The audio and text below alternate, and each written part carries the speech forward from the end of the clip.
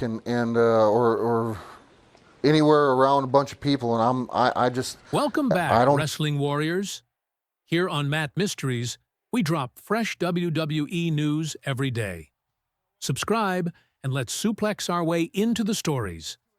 Every once in a while, WWE gives us a moment so unexpected, so chaotic, that it leaves the entire wrestling world in stunned silence.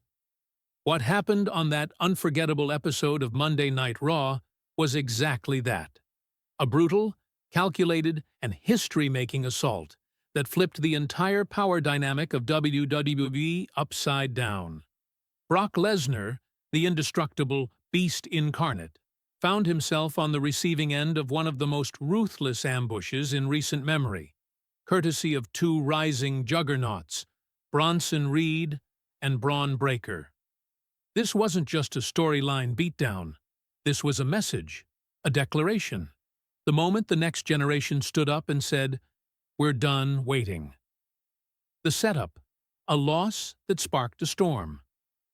2 weeks earlier, Lesnar had dismantled Bronson Reed in classic Brock fashion, German suplexes flying, the F5 delivered with surgical precision, and the crowd chanting "Suplex City" like it was a national anthem.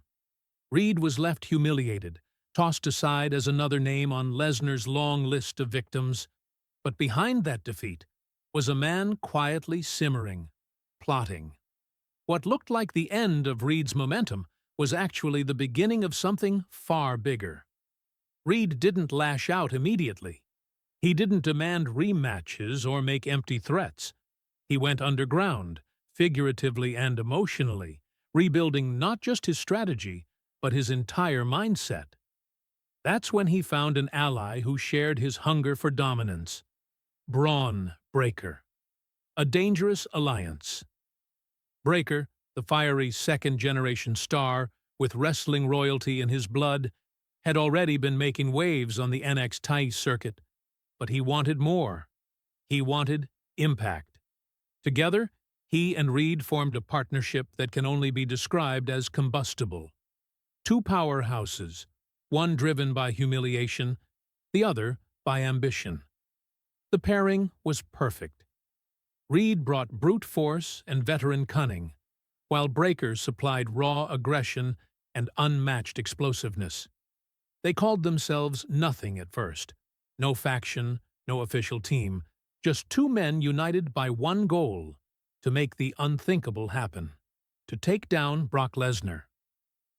The calm before the chaos. The setup came disguised as a routine segment. Paul Heyman was in the ring hyping his client's dominance, spinning his usual magic on the mic, when the atmosphere in the arena began to shift. The lights flickered. The crowd buzzed. Then came the low rumble of Bronson Reed's entrance theme. Reed walked out, not as a man seeking redemption, but as a force seeking vengeance.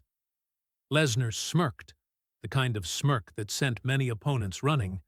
But that smirk didn't last long, because seconds later, Bron Breakker's music hit, and the arena exploded. In that instant, everyone knew. This wasn't going to be another face-off. This was an ambush. The Trap Springs Lesnar stood tall, defiant as always, daring both men to step into his world. But this time, it wasn't his world anymore. Reed and Breakker surrounded the ring like wolves closing in on their prey.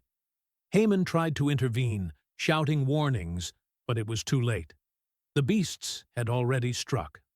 Reed lunged first, slamming his shoulder into Lesnar's midsection and driving him into the corner. Before the beast could recover, Breakker hit him with a barrage of body shots that rattled the ring. For the first time in years, Brock Lesnar looked human, staggered, off balance, and vulnerable. The systematic breakdown of a monster. What followed was not a brawl, it was a dissection. Reed and Breakker didn't just attack, they executed. Every move was precise, every blow targeted.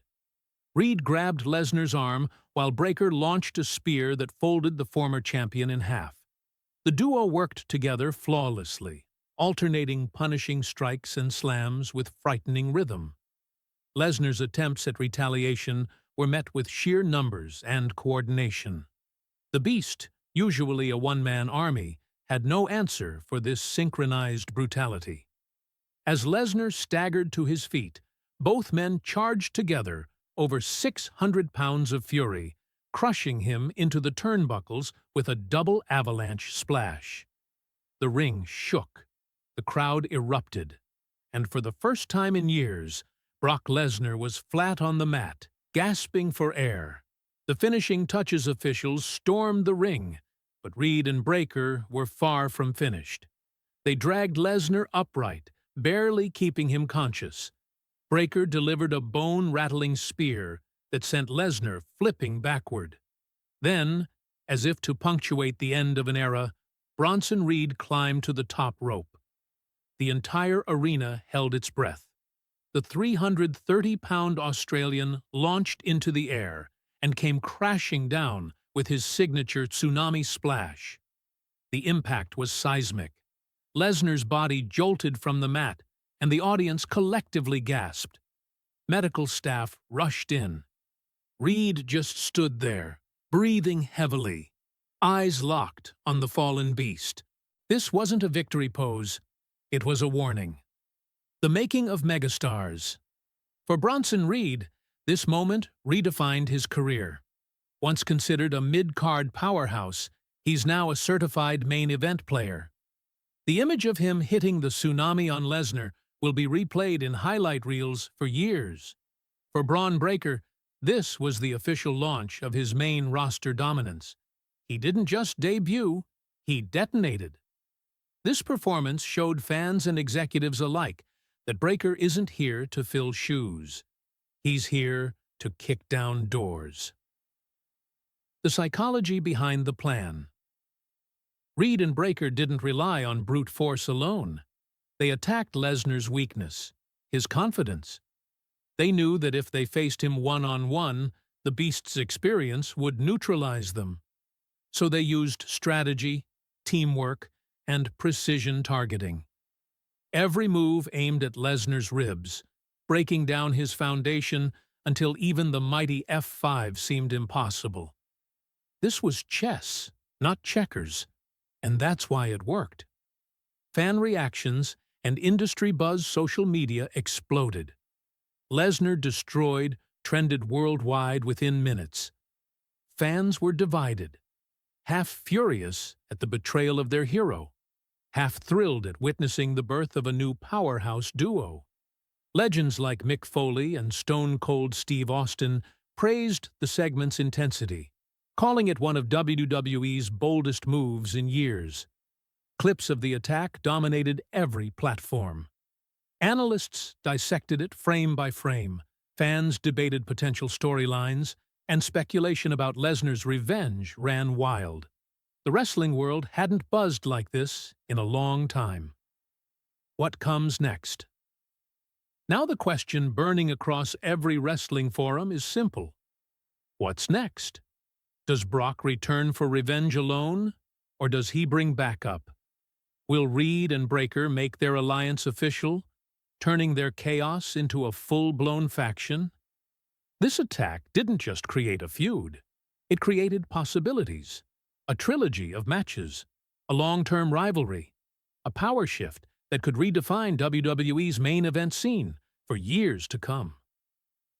Conclusion: the birth of a new era. That night wasn't just about Brock Lesnar getting taken down. It was about two men stepping into the spotlight and proving they belonged there. It was about evolution, the moment the torch wasn't passed, but ripped from the hands of the old guard. Bronson Reed and Bron Breakker didn't just make history. They changed the course of it. WWE may never be the same again. And somewhere, nursing his injuries, Brock Lesnar is plotting the kind of revenge that could shake the foundations of the company. Because if there's one thing everyone learned from that night, it's this. When the Beast gets wounded, he doesn't just fight back. He hunts. And now, Reed and Breakker are the prey.